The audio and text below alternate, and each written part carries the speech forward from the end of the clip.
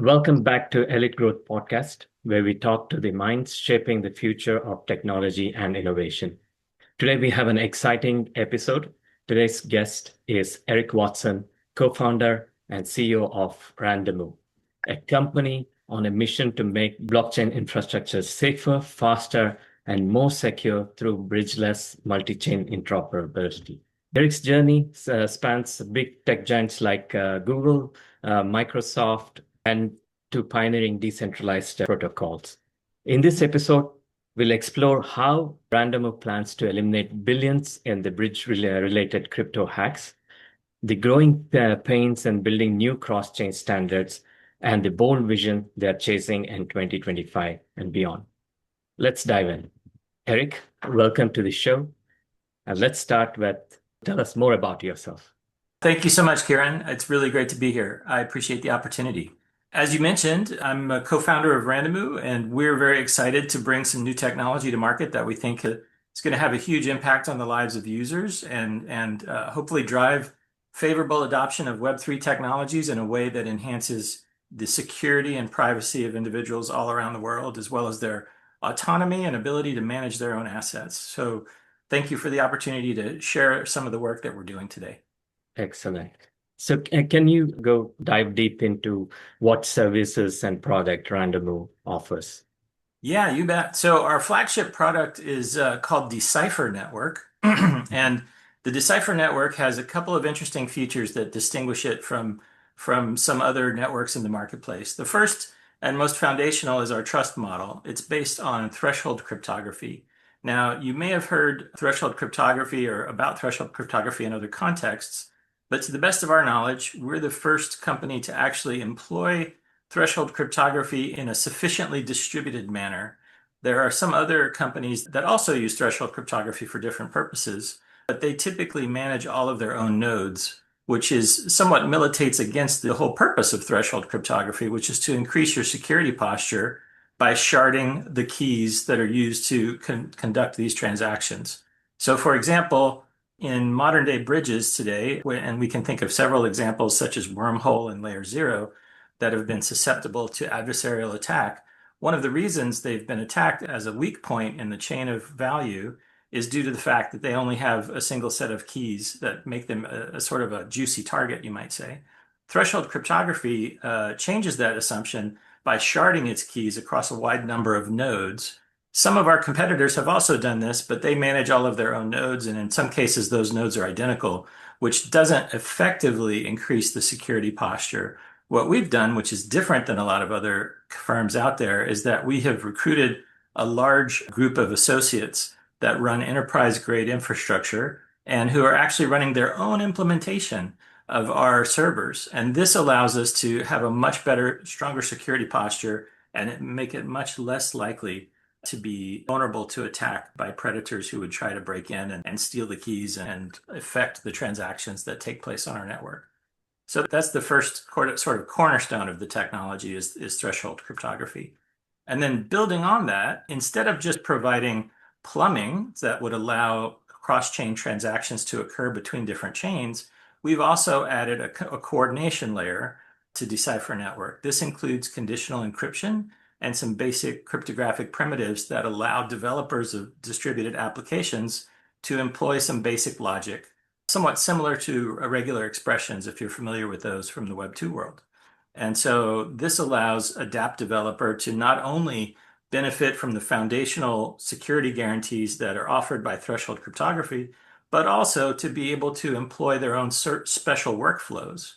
So as they're moving value from one chain to another chain or across different environments, they can rely on those conditional logic primitives to be able to automate their workflows.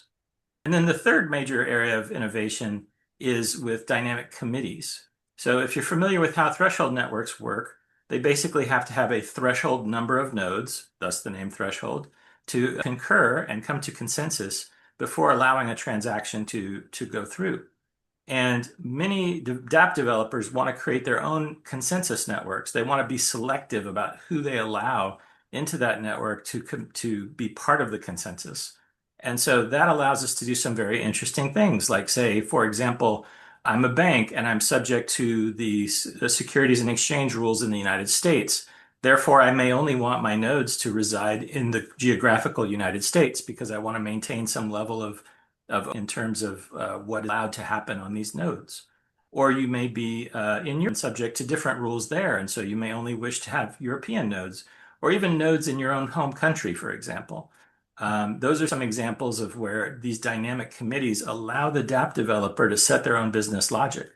Another more pedestrian example, but kind of more fun, is if you're a game developer and you say, you know what, maybe I'm a game developer and I just want other gamers in my consensus network. So as long as you're a gamer, doesn't matter what part of the planet you live on, you're welcome to join my consensus network. A flip side to that might be an international bank who says, you know what, we're moving hundreds of thousands of dollars or even millions of dollars of other people's assets. And so I require that other members of my consensus network have to be banks. They have to have a minimum amount of insurance, for example, to ensure that this transaction can go through smoothly without of being disrupted. So therefore, I want banks in my consensus network. So these three things, the threshold cryptography, conditional logic, and dynamic committees are some of the things that we think set us apart significantly from our competitors. One of the reasons we're excited to bring this technology to market, because we think at the end of the day, it's going to benefit each of us as customers. Excellent. That's good to know. And uh, so the main goals is to eliminate insecure bridges in the crypto ecosystem. And what secure multi-chain interoperability means, and why it matters. Sure thing. Yeah. So we have several large vendors that offer bridging solutions. And bridging, when we say bridging, what we mean is we're transferring value from one blockchain to another blockchain or from one piece of middleware. And so when that transfer happens, it often happens over what's called a bridge. And these bridges are nodes that are owned and managed and taken care of by various companies, some of which I mentioned earlier. Some very popular bridging technologies include Layer Zero, Wormhole, which is one of the 8-pound gorillas in our space, one of the very large and very successful companies. Mhm. Also has some bridging technology they call CCIP. But the purpose of the bridge is to allow a transaction to value from one chain to another chain. And there are different ways that they accomplish this. Some of them do what's called lock and unlock, meaning they will take tokens from a source chain, lock them down so that they become unavailable to other users of the chain, and then unlock new tokens on the destination chain.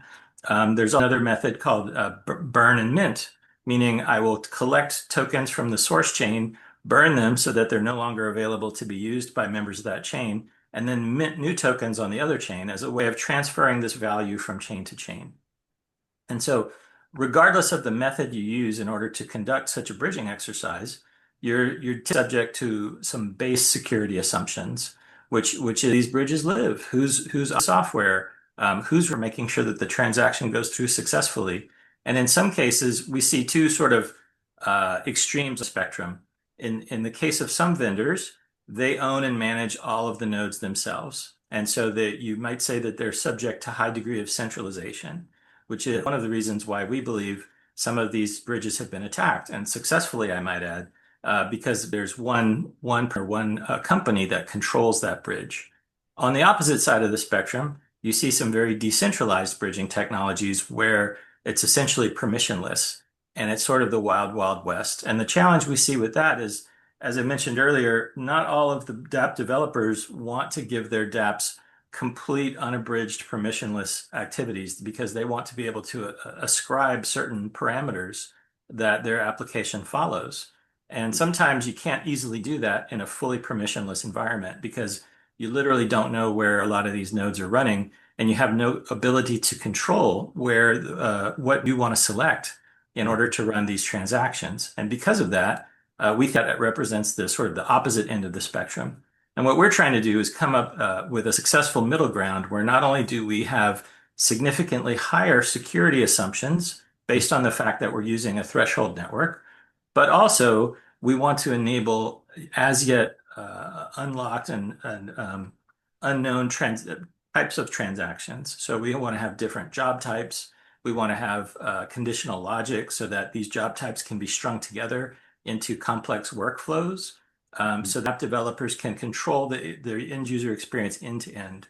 And so, as a simple example, one of my personal favorites is imagine you're new to Web3 and you want to play a game. One of our partners is Proof of Play.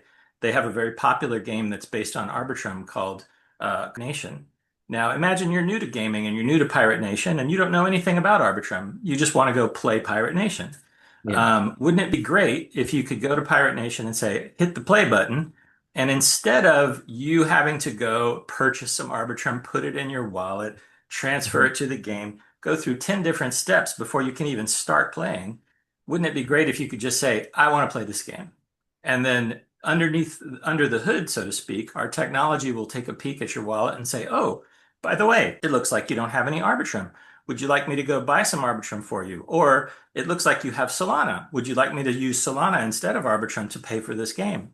And so you as the user are still in control of your assets, but now you can have that happen automatically for you. Or you could even set it up on the wallet. You could say, hey, you know what?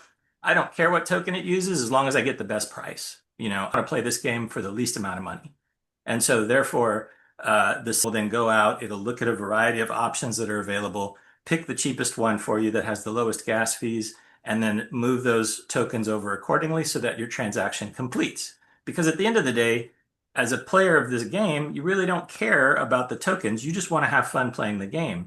And wouldn't it be great if we could use all of this wonderful Web3 technology that we've been developing for so many years and take that complexity away from you as a user so that you still have your autonomy, you still are in charge of your assets, your resources, but you don't really necessarily have a deep interest in how that happens under the hood. And so our goal is to obscure or abstract that from users so that they don't have to worry about all those technical details while simultaneously empowering them to set their own conditions and say, I want the cheapest game or I want the most performant game. And maybe the most performant game costs a little more, but it has higher performance. Types of conditions are things that you as a user and you as the owner of these assets should be able to set. And so that is the vision that we are marching towards as we build out our Decipher network. On one side, adding different chains, adding different pieces of middleware that allow us to transact across these different chains while simultaneously connecting to the user wallet experience and making it easier and more seamless for them to be able to complete whatever action it is that they set out to complete. Excellent, actually. Um, because for me, even understanding this concept was very hard initially. Like I went through many documents, and the way you example of gaming, and then the Mm. that really cleared everything. Like it's Well, very I, good. I have a favorite question I like to ask my friends in Web3, which is, have you introduced your mother to it? Or have you introduced your grandmother to Web3? Yeah. Or have you told your cousin about it, right? Like we all have family members that are less technically informed than we are about what's happening in the world of computer science and in the world of distributed computing. And so if it's not easy enough for you to be able to give it to a layperson, someone in your family who doesn't understand the technology but just wants to enjoy a favorable experience, Yeah. then it's not done, right? Something's wrong, right? We haven't completed the circuit in a way that allows mass adoption to occur. And so many of us in the Web3 space bemoan the fact that these technologies have been worked on now for decades in some cases, and yet the majority of the public does not yet enjoy the benefits of them. They don't enjoy the benefits of the security, the privacy, the control over one's assets that we can have. And so we see this play out in the news quite a bit when people talk about, Bitcoin forever and fiat money eventually becoming worthless over time. And yet, I think these are just very polarizing arguments that sort of miss the bigger point, which is what must we do as a community to bring these benefits, these digital human rights, as we call them, to the preponderance of our global society, right? How do we make these available to people so that they can be in control of their assets, manage their security, manage their privacy effectively without having to have a PhD in computer science or cryptography for that matter, right? And Yeah. so to me, that's the biggest obstacle that we face as a development community and something that we in Randamu are staunchly committed to trying to put a dent in and move the community forward towards those goals. Excellent. Yeah. And in one of the videos you mentioned web sorry for Web3. Yes. Do you want to explain? Because Zapier is something everybody can relate to. Yeah, exactly. Um, For those in your audience that may not be familiar, it's a very popular and successful workflow tool that allows you to string together different triggers and actions from various pieces of software that you use in your everyday life. So, as an example, you might use Zapier to listen for an email message that comes into your inbox, and then based on a certain message being received from a certain person or with a certain subject line, you could use that as a trigger to initiate a follow-on action that might include an automated reply or the drafting of a document, for example, or the entering data into your CRM, for example, if you're a business person who's trying to collect information about your customers. These are some of the simple workflows that Zapier can enable. And so our goal with our conditional logic layer inside of the network is not only to serve as a replacement for common bridging technologies, but also to enable DApp developers to have this kind of workflow capability so that they can string together different bits of logic in order to accomplish more complex workflows. And I'll give you some examples. For one example, one of the simplest examples is what we call proof of reserve for stablecoins. So you can imagine the way most stablecoins work is they're based on some sort of underlying asset. And so, as an example, with a company called Secured Finance in the Filecoin community that has USDFC, which is basically a Filecoin, the value of Filecoin. But it's a stable coin. And so as the value of Filecoin goes up and down, the amount of Filecoin you need to deposit in order to maintain your stablecoin balance goes up and down as well. And so the team at Secured Finance asked us, hey, wouldn't it be great if we had an automated way to replenish someone's account without them having to always make a transfer every time the price of Filecoin goes up or down? You could simply monitor the price through a price oracle, and then based on the activity, you could initiate a new transaction to either deposit or withdraw Filecoin from that user's account so that the stablecoin balance remains steady and that any that they may have used to borrow against the stablecoin would remain in place and that they wouldn't have to be subject to an unexpected margin call.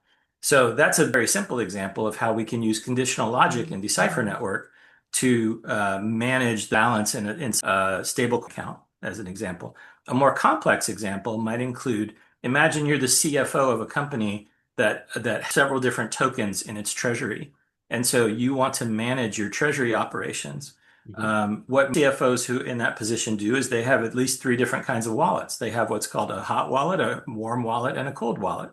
And typically the hot wallet has tokens available, ready to transact, but it has a very modest balance so that if it were to get compromised, they couldn't lose very much money. Then the warm wallet that is allowed for slightly larger transactions. And then there's a cold wallet, which is sort of the cold repository where most of the value is stored. Typically, that's offline in a hardware wallet, not exposed to the internet. And so imagine you're a CFO and you have only 5 different kinds of tokens in your treasury. That means you've got to manage 15 different wallets.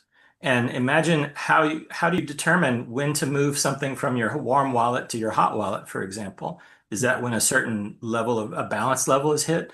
Well, today, that is a very labor intensive and painful experience for many CFOs and financial controllers because every day when they get up and tie their shoes in the morning, they have to look at the existing balances, see what happened to the price of these underlying tokens while they were asleep, and then go in and make changes to the balances of these wallets in order to keep everything running smoothly. And so the Decipher Network's automation layer offers a solution to that problem where mhm, you can actually say, you know what? Our goal is to maintain X amount of balance in this wallet at all times. And so based on the vacillations of the underlying currency, we will either add or remove currency from that wallet based on the action of the underlying. And it exceeds a certain threshold. Let's say there's a really big move in the market, then maybe it sends an alert to your cell phone instead of making a transfer because it requires an approval.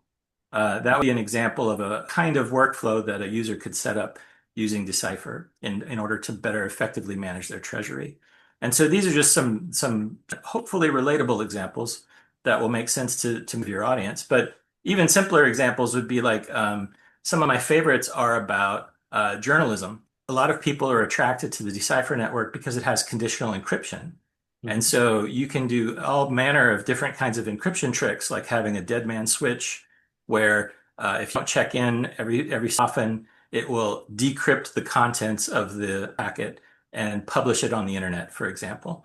So you can imagine a situation like with folks that have divulged government information in the past, who like the WikiLeaks Julian Assange, for example. Hmm. If he had had this technology available to him, he would have been able to avoid prosecution or remain in a neutral territory before the closed in on him at the embassy in London, for example. Or other examples of people where you want to divulge information privately, but you also want to make it available to the general public. How do you do that without necessarily leading a trail of breadcrumbs back to the disclosure?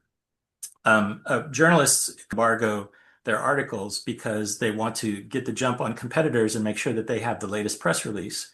And so if they interview a sensitive subject, they may hold that for some time before they release that information because they want to ensure that that person's safety and security and in some cases privacy. And so having these kinds of cryptographic tools, we believe, contribution to a more free and democratic society because it allows people to divulge in a way that preserves their privacy. And so those are just some of the fun examples of things that you can do with the Decipher network. And I was looking at your site, and I could see a lot of exciting customers you have. And what was the challenges you had, like to get this stage to have so many clients? There be a lot of hurdles you might have faced, and Yeah. I would bucket them in a couple different categories. I think the most significant challenge is typically one of trust. The institutions that we're honored to work with were quite skeptical of working with us because we hadn't established our bona fides as a trustworthy organization that they wanted to be associated with. And so a lot of times we would have to go out of our way to demonstrate our commitment to digital human rights, to demonstrate our commitment to, democratic principles through our actions. And so some of the very first actions we took were to open source all of our software. So that was an immediate sort of short-term thing that we could do that showed people we were serious and that we were intentional about making these technologies available very broadly to broadest swath of society possible. And so that was kind of step one. I think step two was really engaging with them and participating in some of these different conferences that we've attended over the years, and showing up, as a part of the community, showing up as people who had interesting and important things to say that would help guide that community towards what goals were. So, for example, Yolan, who's our chief cryptographer, he's been very active in the Go. In fact, he's at Go for Con right now in the Berlin area. And so he often shows up and gives scientific talks about cryptography and some of the different tools that we use. Our CTO recently gave a talk at ETH in Amsterdam about some of the different tooling that we have. And so our goal is to enrich the lives of the communities that we interact with. And I think by showing up, by building that trust, by showing that we could be entrusted not only with being able to execute on their behalf, but also being affiliated with them. That's kind of what warmed them up and drew them to us. And since that time, we've been fortunate to become aligned with a lot of really great research organizations. For example, EPFL springs to mind. They're one of the research universities in Switzerland. The Ethereum Foundation runs one of our nodes. Obviously, they're very well respected and have been around since the very beginning. yeah. Kudelski is quite famous in the security space for being a very trustworthy advocate and someone that a lot of people, in many cases, pay a lot of money to in order to assure the security of their information. So these are all examples of that we were able to establish partnerships with. And over time, as we established more partnerships, it became less about us proving ourselves to the community and more about other community members now coming to us and saying, okay, I see what you guys have going on here. This is very special. I want to be a part of it. I want to help. And so that's we recruiting people into what we call the League of Entropy, which is of affiliate, almost like a confederacy. It's a group of universities and nonprofit organizations and even corporations that are commonly affiliated in their shared goals of open source software, security and privacy for society at large, and to democratic principles that allow people to be self-determining and be able to their own lives. And so that because we were committed to these principles, I think that also did a lot to attract people to us. And so we've been very fortunate to from some of this attention. And we've just signed on two new institutions recently.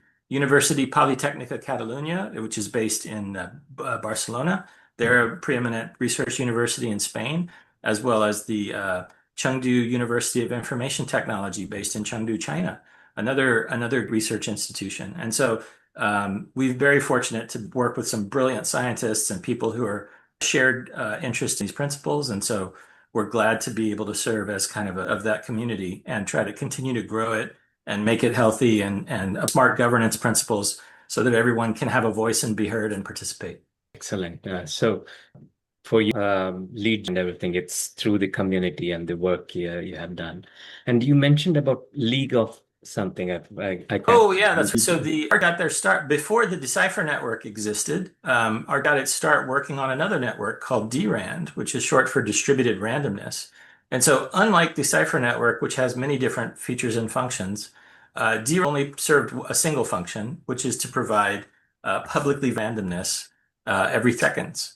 And so that's a very sort of niche thing that not a lot of people outside of computer science and applied mathematics know about, but randomness is a very essential part of many day-to-day functions that people would take for granted.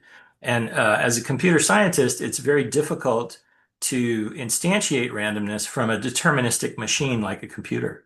So in order to generate randomness effectively, we had to start what's called a pseudo-random number generator using the maximum amount of entropy possible. And so we recruited some of the great universities I mentioned earlier, such as EPFL, but also Protocol Labs, University of Chile came in with seismic data, which was a great source of entropy. EPFL, if I recall correctly, was using electrical line noise, which is also a great source of random entropy. And so everybody who was an initial member of the team, sort of one source of entropy to the party. And we had what you might call an entropy potluck, where everybody put all of their entropy into a big basket, and we shook it up and we kicked off the random number generator you've ever seen. It's still a pseudo random number generator. It's not a true random number generator, as you might have from, say, other phenomena like earthquakes or weather patterns or sun, for example. But it is very fit for purpose for many computer science applications.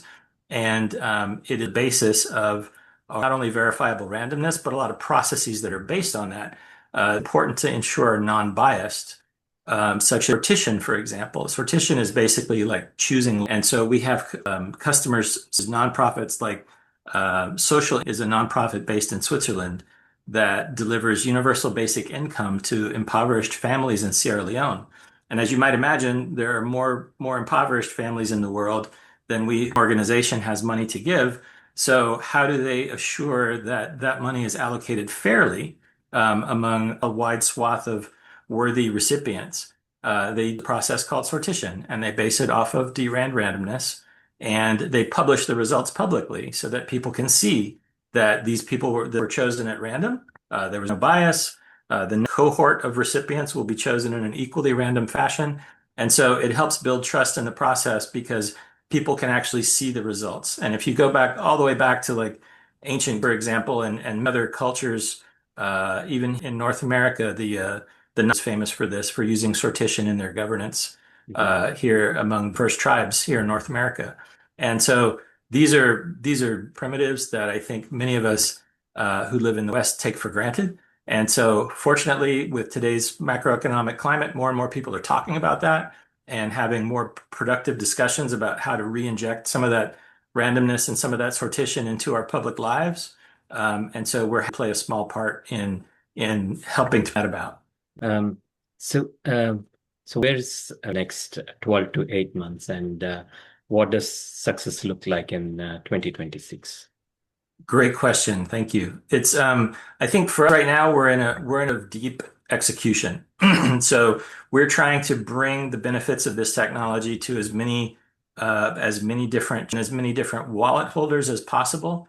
And the way that we go about doing that is by identifying which chains and wallets have the most that can benefit from our technology, and then basically going through a weighting process, determining which one can benefit the most, and then going after those chains and so our goal is that in the next 12 to 18 months, we will have a very long list of different chains and middleware that can take advantage of the Decipher network's capabilities, use it to increase their security posture, as well as more cost effectively and efficiently, and in some cases more rapidly, conduct their transactions.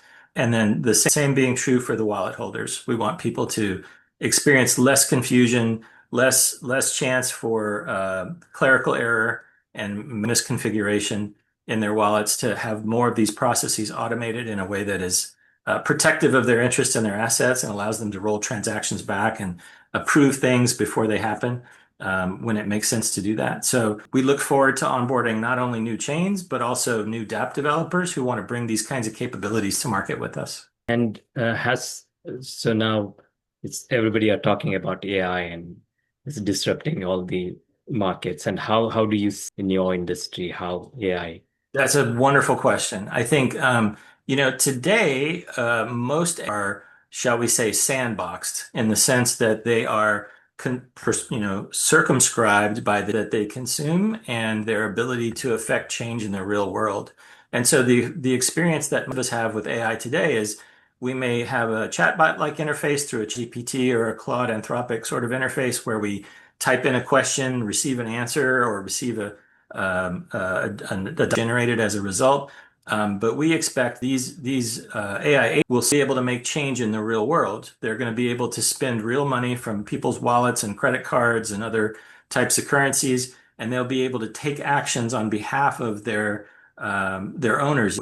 And so, or in some cases, they may not be the owners; they may be the people who rent them from OpenAI and other firms. But you can imagine a very simple scenario where I might want an assistant to book travel for me I go on a vacation or I want to go on a business trip. And so I program all of my preferences into the chat agent so that it knows things like, what kind of I like to sit in and what kind of meal I like to have on my, for example, and what kind of hotel I like to stay in, or whether it's an Airbnb or whatever.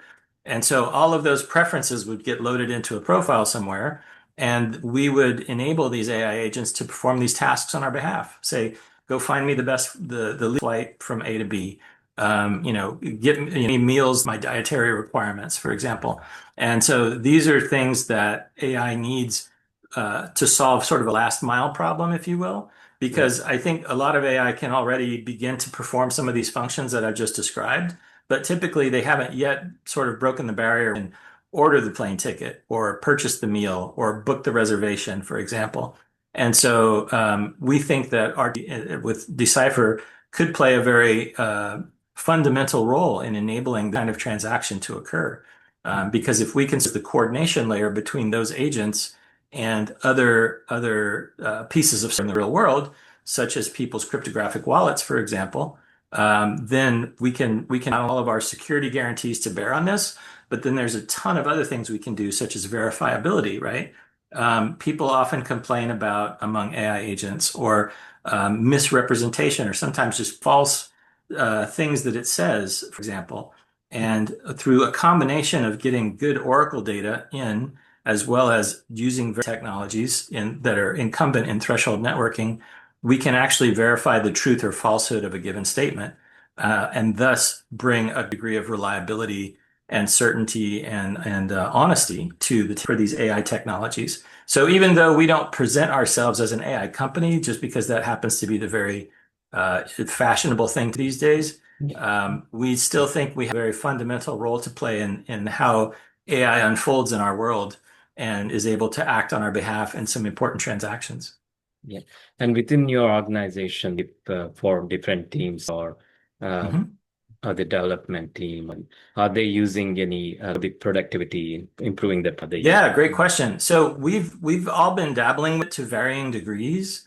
Some of our different languages. For example, we have, most of our done in the Go programming. A lot of our servers are written in Rust. And we also have developers who focus primarily on Solidity as a smart contract language, for example. And so each of them has a different toolkit, you might say, that they use. in order to achieve their daily goals on working towards some of these. Each of them has taken a slightly approach to automation and the use of AI, depending on what it is that they're trying to accomplish. A lot of us have dabbled with, for example, GPT, other chat-like AIs to perform non-tasks, and I personally have found that to be very helpful. But the somewhat limited there. And so we have one member of our team that's experimenting with Cursor, which is a very popular Yeah. AI coding companion. Also dabbled a bit with Copilot that's available at GitHub, for example. And so we're trying to be smart about where we apply it because most of our is highly skilled. We don't have many entry-level developers, and so I would imagine that if I was an entry-level developer, I would find these tools much more helpful. But typically, they are not as when making complex architectural trade-offs. And so that tends to be the area that most of our senior development team operates in. And as a result, the ability for AI to assist them in that endeavor is somewhat limited. But once we've made an architectural decision about how to put these pieces together, then the AI can come and help with a lot of the tasks and a lot of the basic setup so that we can produce code more rapidly. Excellent. And one more question about so Randamu is currently hiring. That's what I came to know. And what kind of people are you looking for, like which fits into your Absolutely. So we currently are at crypto. Actually, we just made an offer to a cryptographer who specializes in maximal extractable value or MEV work, and so joining us soon. We also are looking for anyone who specializes in user experience, particularly the kind of wallet-like experiences that you would expect in the Web3 space. We think there's a lot of room for innovation and improvement there. And so being able to have someone on the UX side who can help us bring our automation capabilities in a way that users would find helpful and easy to understand would be amazing. And we're always other non-technical roles as well.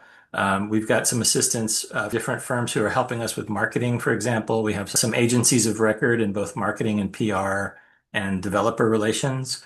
And so we're always on the lookout for great talent because in our experience, it's people who difference in success or failure. And so even though everyone's very enamored of AI today, AI can't necessarily run business for you just yet. So until that day, we're going to continue to our agency and autonomy, and try to run as best we can with some occasional help from AI.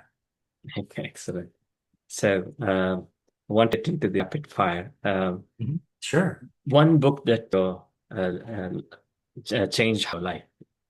Wow. There's a long list. One that I read very recently was called Way of Being by, let's see, what's his name? James Bridle, and a British scientist he's both an art scientist, so he has a very fascinating take on life. And basically the primary thrust of the book is about what he calls the human world. And so he often refers to things like plants and animals and even artificial intelligence, digital silicon-based, and the different way evidence their intelligence in our world in ways that are non-anthropocentric and sort of very from how you and I might normally think as humans, but are no less impactful and no less important to the world we live in.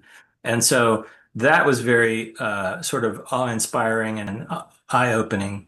And I especially, he had a whole chapter dedicated to randomness, which of course is a topic that's very near and dear to our hearts, and the role that randomness plays in really the healthy functioning of our lives. And so I thought that was also very impactful. So I hear you have more books. Can you give us two more books? Sure. Let's see. What's another book that I read recently that was super helpful? To one go back, I often go Marcus Aurelius Meditations. I am sort of a stoic type of a person, so that really resonated with me deeply because I think it has some wonderful advice for how to have a well lived, right? And so it's definitely something that it's interesting because I so much of my day in technology and talking about technology, I often retreat to books that have nothing to do with technology. And I'd say that's a book that often that is on my bookshelf, on my nightstand, that I often refer to just flipping to a page because it usually has some great advice on how to live and how to live a life of meaning and importance, especially when we live in a world that is so demanding of our time and attention. It's easy to get with so many signals in from different places, and so I find that these kinds of books help me center myself and stay focused on what's really important in my life and really important about making a positive difference in the lives of others rather than just adding to noise. And of course, all the recent developments in AI have added a tremendous amount of noise that we have to filter out sometimes. Mhm. And so these I find very helpful. Excellent, excellent. So if you went Web3, what would you be doing today? Gosh, if I was not in Web3, if I was not in technology at all, I would probably be a teacher, I'm guessing. I've often been to people that they appreciate the way that that I can sort of break down technical things for a non-technical audience. And I've always considered to be a bit of a human bridge and a communicator who basically translates things, engineering speak and technical specifications into ordinary language that non-technical can benefit from. And so that's always been something I've enjoyed. And I've always done it as part of my work in product development. But I think that if I were to hang up and speak and, cease working, and I would probably find a very human-centered role in teaching. Although I hear that it's going to be taking that over. So I'm a little nervous about that. I feel like maybe there's a lack of human compassion in the teaching process. But I can certainly imagine a world where a perfectly patient AI never loses their cool student because the student continues to ask the same question over and over 10 different ways could be a benefit. But I don't feel like to be completely taken over by automata, that there's always an aspect to this. And I think part of as humans to another in through teaching is to really impart empathy and compassion and all of these sort of non-technical capabilities to one another. And that's not something I see AI taking over anytime soon. Excellent, Eric. So we got to know you and your what Randamu is, your principles, and it's amazing, like the way how building this community and how much you have focused on the human element of it and how it has in fact brought you back like a lot of business and clients and Mhm. that's a very unique touch people because right now people are about sales, leads, and sales. It's a very different approach, and really appreciate that. Well, sales are still in my experience, you some get the sale when you rely exclusively on automation and sort of dehumanizing it, right? So Yeah, I think there's balance to be had. And like I said, we've been very tracked some customers into our orbit without necessarily having to go and knock on their door, so to speak. Um, and I think that from being authentic and just kind of putting yourself out, that's one of the things I really appreciate, Karen, about you and your show is that you're bringing authenticity to this discussion of growth and technology, how businesses can perform better. mhm. And to me, that's very special that we shouldn't take for granted. Excellent. Thank you so much, Eric, and hope to speak to you later sometime. Thank you so much for the opportunity and best wishes in your program. Thank you. Yes. Bye. Bye.